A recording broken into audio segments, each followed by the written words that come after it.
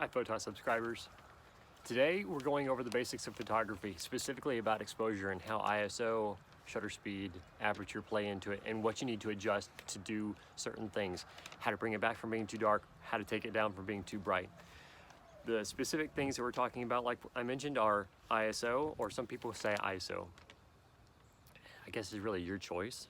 Some people get irritated when they hear you say ISO because they are really sold to the idea that it's based off of the International Standardization Organization. And my research has told me that, but some people just use it, what they consider the acronym, to be a specific word. That's perfectly fine. I mean, there's a professional photographer out here on YouTube who says it's ISO. It's not an acronym of ISO. Everybody's going to say it differently in different regions anyway, so just let it go and understand that they say it differently. It's their opinion, but the shutter speed you can adjust, and specifically my preferred shooting style with a given amount of light so that it is exposed properly is I won't shoot any higher than 125 ISO. So the sensitivity to light is pretty low, but it gives me a greater quality in blacks to brightness so that it's not too constrained, or one of the words is compressed. Well, as we go through and I start giving you more images, you'll understand what compressed means and looks like. But there's a certain range we expect to see in darker shadow and exposed brighter areas, and you don't want that to be too close together because it's not going to look natural. But I also, for shutter speed, I don't like to shoot any slower than 1/100th of a second, because commonly it's hard for someone, if you're shooting a portrait, to sit still for anything longer than 1/60th of a second. Now, that sounds like a very fast shutter speed, but more than likely, you'll notice something moves, they blink, and so there's a blur around their eyes, and usually the eyes are the thing you want the most crisp. So I've just found 1/100th of a second is optimal to being able to stop any motion and to give you a clear focus on things. Lens aperture, it depends on what you're looking for in this style of shoot. Are you looking for a blurry background? You're going to need to shoot at a lower ISO, something ISO 7 or lower, depending on how close the background is to your subject. But we'll get to all that in a few seconds. The best practice is, if your photos are too dark, is to set your settings in this order. I got this idea realizing that the photographer that suggested this was right. However, they have their specific style, and they like to shoot, if I recall, with a low aperture number. I don't like to shoot that low unless I'm specifically trying to, in camera, blur the background from my subject, but that makes your depth of field that much more narrow. So you're going to have to make sure that you specifically focus on the part of your subject that you want to have in tack sharp focus. But this process is a good process to follow, of setting these three basic things, and it's all up to you as to how you set them, as to your focus and the blurred foreground, background, etc. Set your shutter speed first, number one. Once you get your shutter speed set properly, then you use your aperture. Set your aperture to the number that you're looking for the depth of field quality. Number three, set your ISO, that's how I say it, or raise it as you need for the specific shoot you're looking for, so that you are getting the quality, the depth of shadow, and the quality of bright area in your photograph that you need. Before you do that, I really suggest that you figure out the light in your shot, if you're using outdoor ambient light, or add the light to your specific area so that your subject is in the brighter areas and better lit compared to the rest of your scene. Or if you want to, make sure that your added light is also a separate flash. I would suggest use the light to light your subject, but then use other added lights to light your background or surrounding area. Use strobes, or if you are shooting outdoors, and using flashes is a good thing so that you have battery power you're running off of. You're not running power cables anywhere. Or you can reposition to use more of the ambient light you do have in your scene, and use reflectors to bounce light back up into your subject's face or other things that you're shooting. But once you get light figured into your shot so that you are using the light you have or adding the light that you need, then you can come in and figure out what your ISO, your shutter speed, and your aperture need to be, so that you aren't setting some common standard that you have and you shoot with, so that you're not over lighting your subject.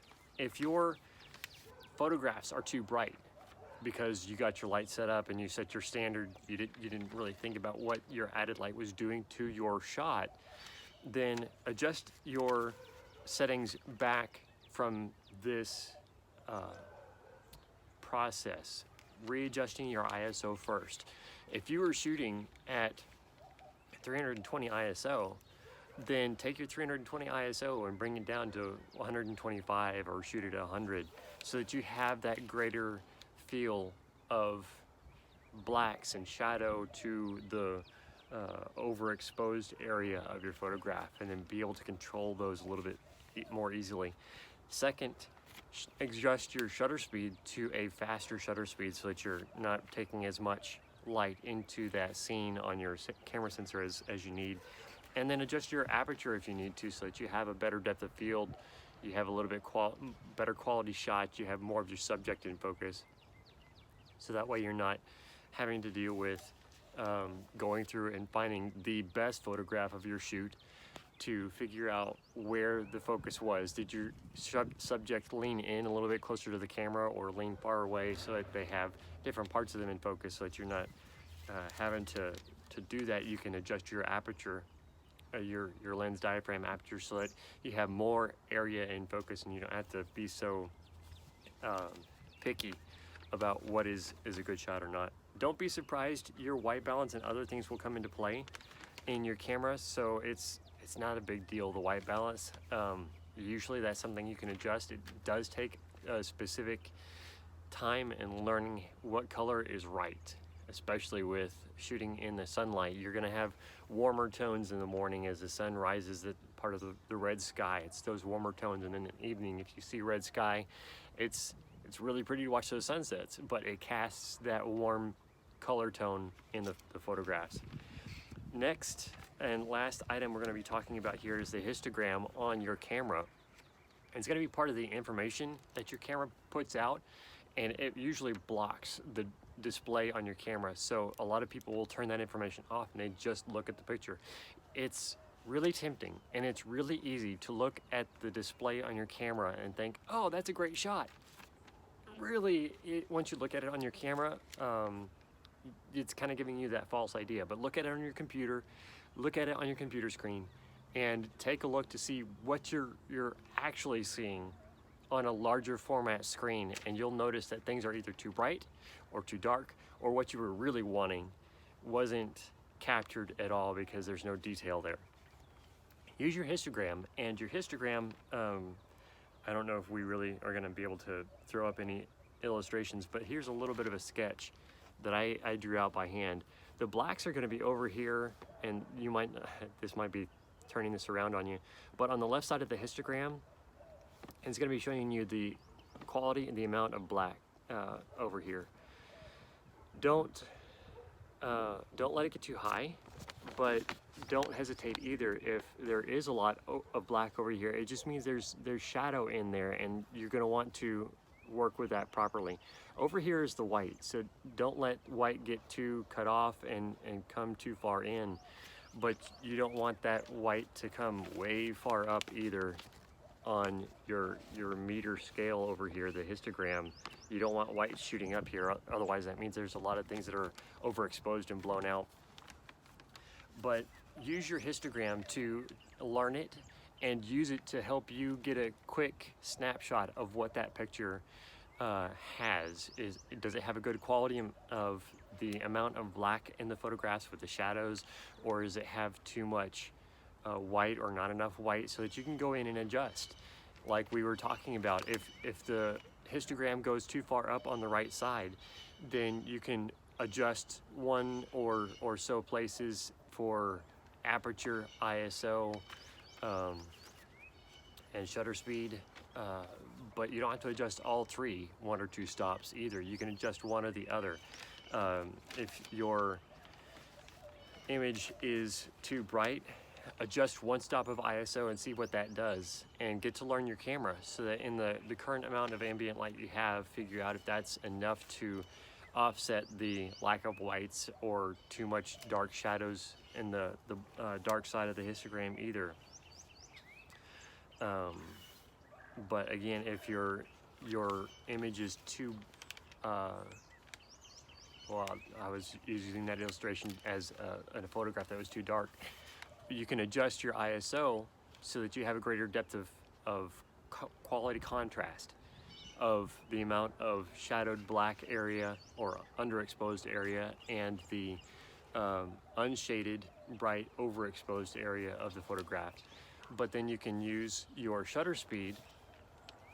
If your images are too dark, you can use your shutter speed to leave your shutter open just a little bit longer. If you're shooting at anything faster than 1/100th of a second, you can stop that down and go a little bit slower, 1/200th of a second, or 125, 1/125th of a second, 1/100th of a second is still good enough to stop motion, especially for portraits.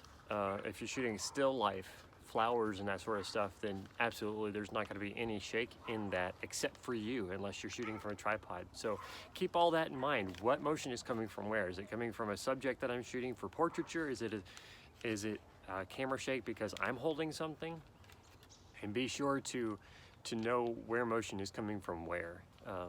Anybody watching this from California, it wouldn't surprise me. We had some aftershocks in Dallas where we were shooting, and the shaking surprised us here in Texas, but it gave a little bit of shake and blur. So know where your motion is coming from and do what you can to eliminate it. Thank you so much for watching. Please subscribe, comment down below, and like this video. Y'all have a blessed day.